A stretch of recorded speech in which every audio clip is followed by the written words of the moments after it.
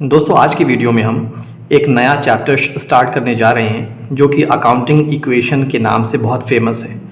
और अगर आप क्लास 11th में हैं तो ये चैप्टर आपका प्रैक्टिकल एंड न्यूमेरिकल क्वेश्चंस के रिगार्डिंग पहला चैप्टर होगा। अभी तक आपने सारे थियोरेटिकल सब्जेक्ट पढ़े हैं, थियोरेटिकल चैप्टर्स पढ़े हैं। तो अकाउंटिंग इक्वेशन ये फर्स्ट चैप्टर होगा जिसमें आपको न्यूमेरिकल क्वेश्चंस करने को मिलेंगे।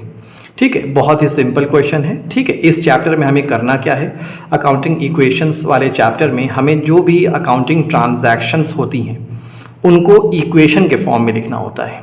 ठीक है, अकाउंटिंग ट्रांजैक्शंस को इक्वेशन के फॉर्म में लिखना होता है, उस इक्वेशन को ही अकाउंटिंग इक्वेशन बोलते हैं।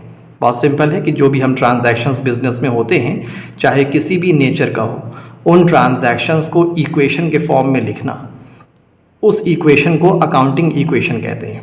ठीक है, अब अकाउंटिंग इक्वेशन मेनली 4 तरह के क्वेश्चन एग्जाम में इसके आते हैं। ठीक है, पहला होता है आपका इक्वेशन बेस्ड क्वेश्चन। ठीक, दूसरा आपका होता है फॉर्मूला बेस्ड क्वेश्चन, तीसरा होता है टी शेप अकाउंट क्वेश्चन, और चौथा होता है एग्जाम्पल बेस्ड क्वेश्चन, जिसमें one of the most important या आप सबसे ज़्यादा इम्पॉर्टेंट कह सकते हैं ये हमारा इक्वेशन बेस्ड क्वेश्चन। इसी से आपके मेजॉरिटी ऑफ द क्वेश्चंस आएंगे और इसी में आपको बहुत ही कंफ्यूज करने के लिए और बहुत ही ज़्यादा टिपिकल क्वेश्चन बनाने की कोशिश करेगा। लेकिन कोशिश करेंगे कि आपका कॉन्सेप्ट इतना क्लियर हो जाए कि जैसा भी क्वेश्चन आ जाए आप हर क्वेश्चन को बखूबी उसको पूरा करने की कोशिश करें।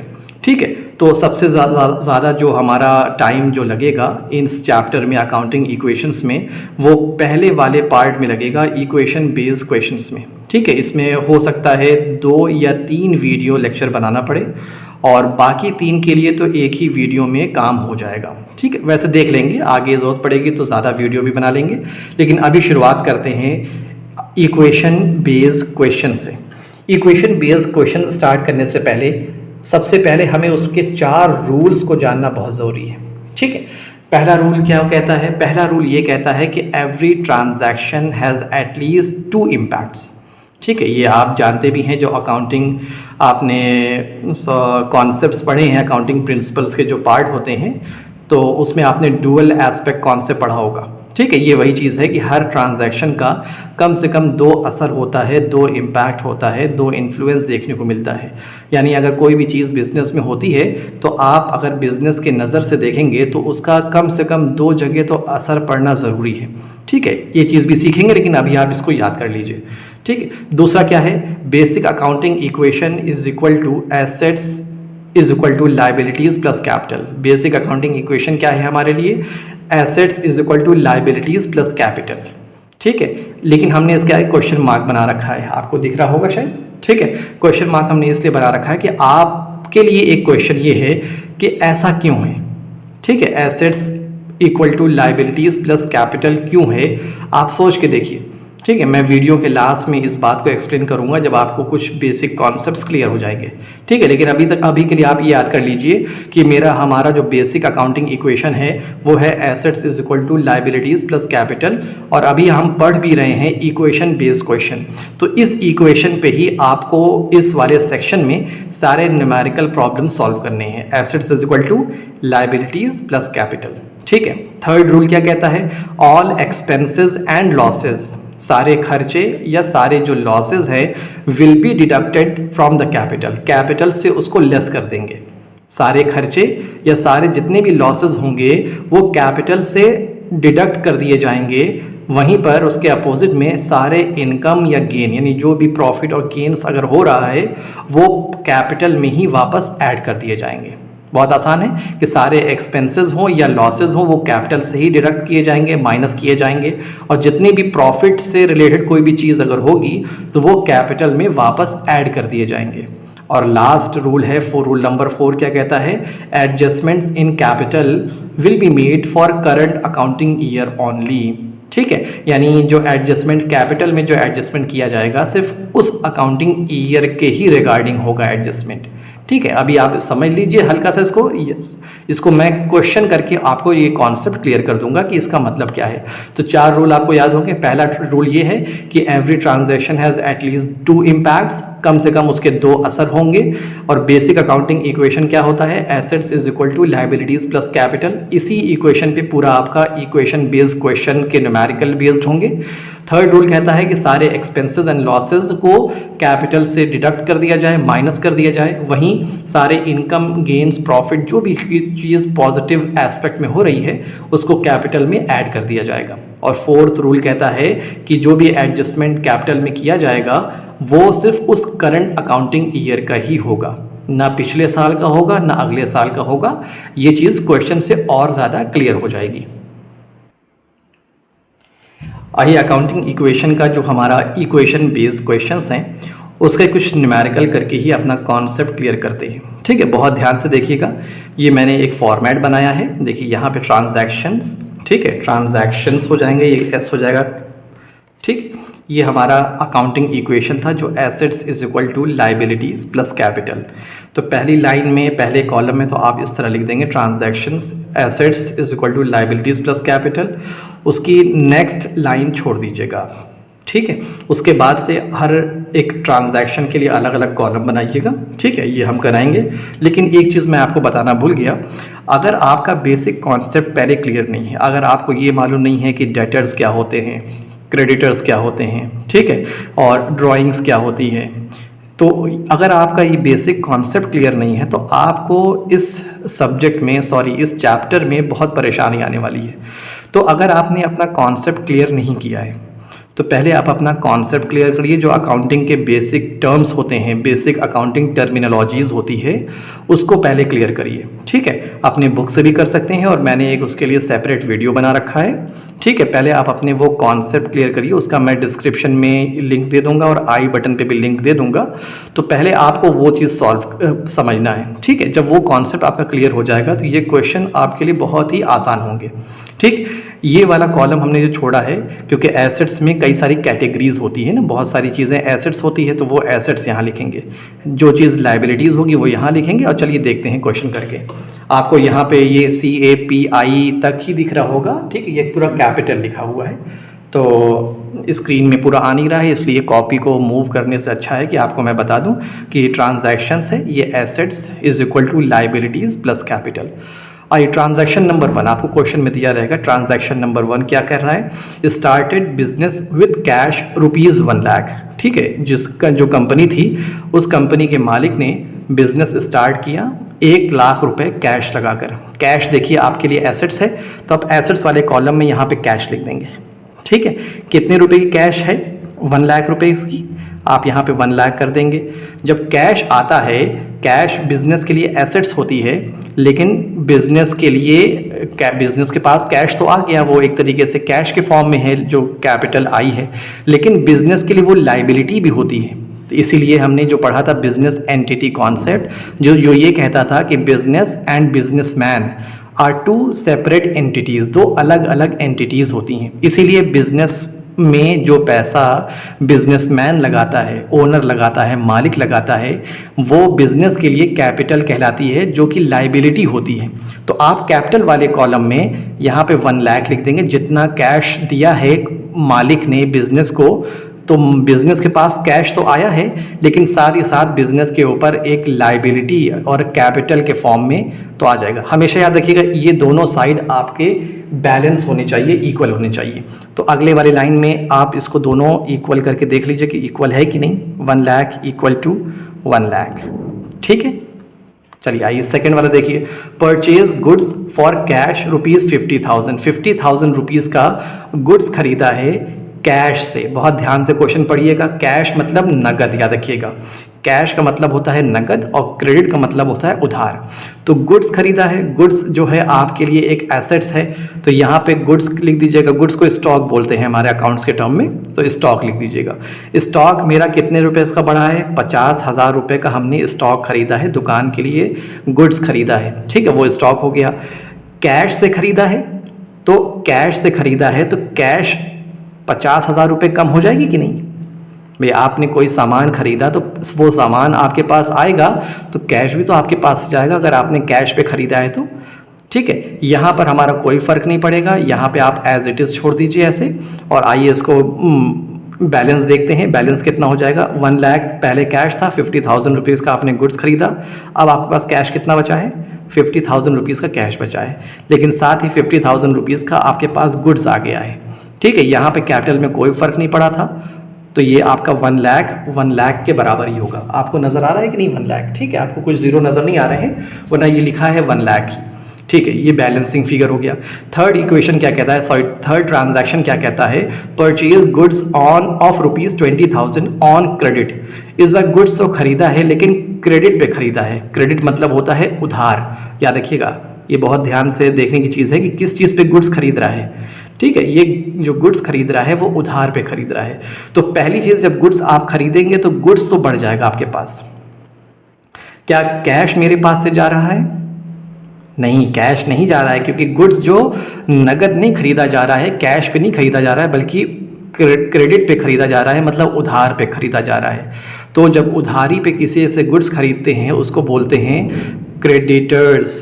क्या बोलते हैं? क्रेडिटर्स। तो आपके क्रेडिटर्स 20,000 रुपीज़ के बढ़ जाएंगे। ठीक है, कैपिटल पे कोई फ़र्क नहीं पड़ेगा। आइए बैलेंस देखते हैं। तो 50,000 कैश था, कैश पे कोई फ़र्क नहीं पड़ा, वो अभी भी 50,000 रुपीज़ है। 50,000 रुपीज़ का गुड्स था, फिर 20,000 रुपीज़ और हमने गुड्स खरीदा। अब मेरा जो गुड्स है, स्टॉक है, वो 70,000 रुपीज़ का हो गया। ठीक है, मेरा क्रेडिटर्स 20,000 रुपीज़ के बढ़ गए और मेरी कैपिटल जो है वो अभी तक 1 लाख रुपीज़ की है। बैलेंस देखिए, इधर 1,20,000 आ रहा है, इधर भी 70 और प्लस 50 1,20,000 रुपीज़ आ रहा है। ठीक है, यहाँ तक क्लियर है? आपको नज़र आ रहा है ना साफ साफ? चलिए आगे बढ़ते हैं। उसके बाद हमारा फोर्थ ट्रांजैक्शन क्या कहता है, sold half of the goods for cash. आधा जो गुड्स था, जितना भी हमारे पास गुड्स था, जितने रुपए का गुड्स था, उसका आधा हमने बेच दिया। कैसे बेचा है? कैश पे, नगद पे बेचा। जब नगद पे बेचेगा तो कैश आएगा। पहले आपके पास गुड्स है कितने का, गुड्स यानी स्टॉक है कितने का, 70,000 रुपये का गुड्स है। इसका आधा गुड्स तो आपने बेच दिया, आधा कितना हो जाएगा, 35,000 रुपये का गुड्स आपने बेचा है। ठीक है, किस पे बेचा है, नगद पे कि उधार पे? साफ साफ लिखा है नगद पे बेचा है, कैश पे बेचा है। तो जब आप गुड्स बेचेंगे तो आपके पास कैश आ जाएगा ना। क्यों? जब आपने सामान बेचा है तो सामान गुड्स आपका 35,000 रुपीज़ का कम हो गया है। ठीक है, 35,000 रुपीज़ कैसे आ गया, क्योंकि ये कह रहा था हाफ ऑफ द गुड्स, जितना गुड्स है उसका आधा हमने बेच दिया कैश पर। तो 70,000 का गुड्स था, उसका आधा 35,000 का गुड्स हमने बेच दिया। जब बेचा है तो कैश आया है, तो 35,000 रुपीज़ कैश में हमारे ऐड हो गया और हमारे इधर क्रेडिटर्स पे कोई फ़र्क नहीं पड़ेगा और लाइबिलिटी कैपिटल पे भी कोई फ़र्क नहीं पड़ेगा। बैलेंस देखते हैं, 50,000 प्लस 35,000, ये 85,000 का कैश अब हमारे पास है। अब हमारे पास स्टॉक जो पहले 70 का था अब 35 का बचा। क्रेडिटर्स हमारे 20,000 के एज इट इज़ रहेंगे और कैपिटल हमारी 1 लाख रुपीज़ की एज इट इज़ मेंटेन रहेगी। बैलेंस देख लीजिए, 1,20,000 इधर भी आ रहा है और 85 प्लस 35 ये 1,20,000 इधर भी आ रहा है। ठीक है, आइए आगे चलते हैं। ठीक है, ट्रांजैक्शन नंबर 5 देखिए, goods of ₹10,000 sold on credit. जो 10,000 का गुड्स था उसको बेचा है। ठीक है, जब गुड्स बेचा है तो पहला चीज़ तो ये होगा कि जितने रुपए का गुड्स बेचा है उतने रुपए का गुड्स आपका कम हो जाएगा। सीधी पहली चीज़ तो यही हो गया। नगद में बेचा है, उधार में बेचा, वो बात की चीज़ है। जब गुड्स बेचा है तो वो सामान आपके पास उतने रुपए से कम हो जाएगा। 10,000 का गुड्स बेचा था, 10,000 रुपीज़ का गुड्स मेरा कम हो गया है। अब बेचा किस पर है, नगद पे नहीं, उधार पे बेचा है। जब किसी को आप गुड्स उधार पर बेचते हैं तो वो आपके लिए क्या होता है, वो आपके लिए डेटर्स होता है। तो एकदम ऊपर वाले कॉलम में, जैसे हम दिखा दें आपको, देखिए हमने यहाँ पे क्या लिखा, डेटर्स। आप यहाँ पे डेटर्स लिख लीजिएगा। तो आपके लिए डेटर्स क्या होते हैं, जिनको आपने उधार सामान बेचा है। ठीक है, तो आपने जो 10,000 का गुड्स था उधार बेच दिया तो आपके लिए डेटर्स बढ़ गए। ठीक है, कैश में कोई फ़र्क पड़ा नहीं, कैश में कोई फ़र्क नहीं पड़ेगा, नील लिख दिया करिए, बल्कि डैश लगाने से अच्छा ना आप लोग नील लिखा करिए, क्योंकि कभी कभी ऐसा ना हो कि माइनस में और डैश में डिफरेंस ना हो पाए और दोनों दिक्कत हो जाए। ठीक है, तो देखिए जब गुड्स को उधारी पर बेचा है तो गुड्स तो आपका कम हो गया है, लेकिन कैश नहीं आया क्योंकि उधार पे बेचा है। तो क्या आया उसके बदले में? उसके बदले में डेटर्स आए। डेटर्स वो लोग होते हैं जिनको हमने उधार पर सामान बेचा है। ठीक है, यहाँ पर हमारी क्रेडिटर्स पे कोई फ़र्क नहीं पड़ेगा, नील, और हमारी लाइबिलिटी पे भी कोई फ़र्क नहीं पड़ कैपिटल पे भी कोई फ़र्क नहीं पड़ेगा, नील। बैलेंस देखते हैं, हमारा ये 85,000 का 85,000 रहेगा, कैश में कोई फ़र्क नहीं पड़ा। गुड्स जो 35,000 का था मेरे पास वो 25,000 का बचा रह गया। 10,000 रुपये के मेरे पास डेटर्स आ गए। ठीक है, लाइबिलिटीज़ में मेरा क्रेडिटर्स 20,000 रुपीज़ के रहेंगे और 1 लाख रुपीज़ का मेरे पास कैपिटल है। ठीक है, यहाँ तक है बैलेंस। बैलेंस देख के चलिएगा, 1,20,000 1,20,000 और 85 प्लस 25 1,10,000 प्लस 10 1,20,000। अभी तक हमारा अकाउंटिंग इक्वेशन बैलेंस चल रहा है। ठीक है, आप हर इक्वेशन के बाद मैच करते चलिएगा कि दोनों साइड इक्वल आ रही है कि नहीं। ठीक है, आइए 6th हमारा ट्रांजैक्शन क्या कहता है, पेड टू क्रेडिटर्स 10,000। क्रेडिटर्स यानी जिनसे आपने उधार पर माल खरीदा था, गुड्स खरीदा था, 10,000 रुपये क्रेडिटर्स को पे कर रहे हैं। तो पहला चीज़, जब क्रेडिटर्स को पे करेंगे तो जो आपका 20,000 का क्रेडिटर्स था उसमें से 10,000 की कमी आ जाएगी। पहला तो इफेक्ट ये होगा कि 10,000 आपने पे कर दिया। क्रेडिटर्स आपके लिए लाइबिलिटी होती है, एक कर्ज होता है जिसको आपको पे करना होता है। आपने किसी को 10,000 जिसको देना था 20,000 रुपये, आप जब उसको 10,000 रुपये दे देंगे तो आप लिखेंगे ना कि भाई अब हमें उसको 20 देना था लेकिन अब 10,000 ही देना है क्योंकि 10,000 हमने इस डेट को पेमेंट कर दिया। ठीक है, जब आपने क्रेडिटर्स को पेमेंट किया है तो आपका कैश भी तो कम हो जाएगा, तो 10,000 रुपये का आपका कैश भी कम हो जाएगा और कहीं कोई फ़र्क नहीं पड़ेगा। यहाँ पर भी कोई फ़र्क नहीं, यहाँ पर भी कोई फ़र्क नहीं, यहाँ पर भी कोई फ़र्क नहीं। ठीक है, आइए बैलेंस देखते हैं। ये आपका हो जाएगा 75,000, ये आपका हो जाएगा 25,000 एज इट इज़ रहेगा। डेटर्स हमारे एज इट इज़ 10,000 के रहेंगे। क्रेडिटर्स जो 20,000 के थे अब वो रिमेनिंग हमारे 10,000 के हैं और कैपिटल हमारी 1 लाख रुपए की है। ठीक है, मैच कर लीजिए, 1 lakh plus 10,000 1,10,000, 75,000 plus 25,000 1 lakh plus 10,000 1,10,000। अभी तक हमारा दोनों साइड बैलेंस चल रही है। ठीक है, 7th ट्रांजैक्शन क्या कहता है, रेंट पेड 25,000 रुपीज़। देखिए रेंट पेड, जब आप रेंट पे करेंगे तो जाहिर सी बात है पहली चीज़ कैश पे करेंगे, तो आपका जितने रेंट पे किया है उसका कैश कम हो जाएगा। अब सोच के देखिए दूसरा असर कहाँ पड़ेगा, क्या स्टॉक में कोई फ़र्क पड़ेगा या डेटर्स में कोई फ़र्क पड़ेगा या क्रेडिटर्स में कोई फ़र्क पड़ेगा या कैपिटल में कोई फ़र्क पड़ेगा। आपको रूल नंबर 3 याद होगा जो हमने स्टार्टिंग में कराया था कि all the expenses and losses will be deducted from the capital. जितने आपके खर्चे होंगे या लॉसेस होंगे वो कहाँ से लेस करेंगे, वो आपको कैपिटल से लेस करना है। तो जब आप रेंट पे करेंगे 25,000 रुपीज़ का तो आपकी कैपिटल 25,000 रुपीज़ से कम हो जाएगी। ठीक है, कैश कम हुआ और आपकी कैपिटल कम हो गई, बाकी जगह कोई फ़र्क नहीं पड़ेगा। ठीक है, बाकी जगह नील लिख दीजिएगा आप। आइए बैलेंस देखते हैं। अब आपके पास कैश कितना बचा, 50,000 रुपीज़ का कैश बचा। आपके स्टॉक अभी तक 25,000 रुपीज़ के साथ में है। डेटर्स आपके 10,000 रुपीज़ के हैं। ठीक है, और ये आपका क्रेडिटर्स 10,000 रुपीज़ के हैं। यहाँ पे आपका जो 1 लाख माइनस 25,000 ये आपका 75,000 रुपीज़ आपकी कैपिटल बचेगी। बैलेंस करिए, 75,000 प्लस 10,000 85,000 और यहाँ पे आप बैलेंस करेंगे 50 प्लस 25 75 प्लस 10 85। ठीक है, लास्ट ट्रांजैक्शन जगह कम बची है लेकिन फिर भी आप कोशिश करिएगा अपने हिसाब से करिएगा। Commission received ₹10,000। देखिए कमीशन रिसीव हुआ है तो क्या ट्रांजैक्शन होगा, जो चीज़ रिसीव हो रहा है, पहला तो कमीशन जो रिसीव हो रहा है, पैसा रिसीव हो रहा है तो 10,000 आपका तो पैसा कैश रिसीव हो जाएगा। दूसरा इफेक्ट क्या पड़ेगा सोचिए, जो रूल नंबर 3 था उसमें जिसमें ये कहता था कि all the expenses and losses will be deducted from the capital. हमने देखिए रेंट को कैपिटल से लेस कर दिया। कमीशन क्या है, आपके लिए एक इनकम है, कमीशन रिसीव्ड। तो रूल नंबर 3 के आगे क्या कह रहा था, while all the income and gains will be added back to the capital.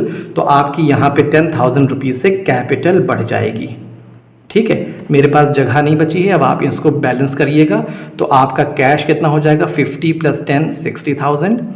ठीक है, आपका स्टॉक कितना बचेगा 25,000 रुपीज़ का। यहाँ पे कोई फ़र्क नहीं पड़ा है, नील। यहाँ पे कोई फ़र्क नहीं पड़ा है, नील। और यहाँ पर भी कोई फ़र्क नहीं पड़ा। आपके डेटर्स 10,000 के, क्रेडिटर्स 10,000 के, और आपकी कैपिटल 85,000 की। बैलेंस देखिए, 85,000 की कैपिटल, 10,000 का क्रेडिटर्स, कितना हो गया 95,000। 95 इधर भी आना चाहिए। अगर आ रहा है तो आपका क्वेश्चन सही है। कितना आ रहा है देखिए, 50 + 10 60,000 का कैश हो गया, और 25,000 का स्टॉक तो 85 हो गया, और 10,000 का आपका डेटर्स, ये आपका 95 हो गया। तो left hand side is equal to right hand side, assets is equal to liabilities plus capital. जब आपके ये लास्ट में बैलेंस हो जाएगा तो आपके क्वेश्चन के एक्यूरेट होने के पूरे चांसेस हैं। ठीक है, तो इस तरह के क्वेश्चन करना है। हर चीज़ का कम से कम 2 इफेक्ट पड़ेगा। ठीक है, और जो जितने भी एक्सपेंसेस या लॉसेस होंगे वो आपके कैपिटल से डिडक्ट कर दिए जाएंगे, और जितने भी आपके इनकम और गेन्स होंगे वो कैपिटल में ऐड कर दिए जाएंगे। ठीक है, तो ये एक बहुत ही बेसिक क्वेश्चन था। आगे कोशिश करेंगे और थोड़ा सा कॉम्प्लिकेटेड क्वेश्चन लेने की। ठीक है, उसके लिए लेकिन पहले कोशिश आप ये कर लीजिए कि आपके बेसिक्स बहुत ही क्लियर हों। आपको कम से कम डेटर्स एंड क्रेडिटर्स में डिफरेंस मालूम हो। ठीक है, कैश और क्रेडिट में डिफरेंस मालूम हो, कैपिटल एंड लाइबिलिटीज़ में डिफरेंस मालूम हो। ठीक है, अब हमने एक क्वेश्चन आपसे पूछा था जो अकाउंटिंग इक्वेशन था कि assets is equal to liabilities plus capital. ये क्वेश्चन आपका था, ये इक्वेशन है।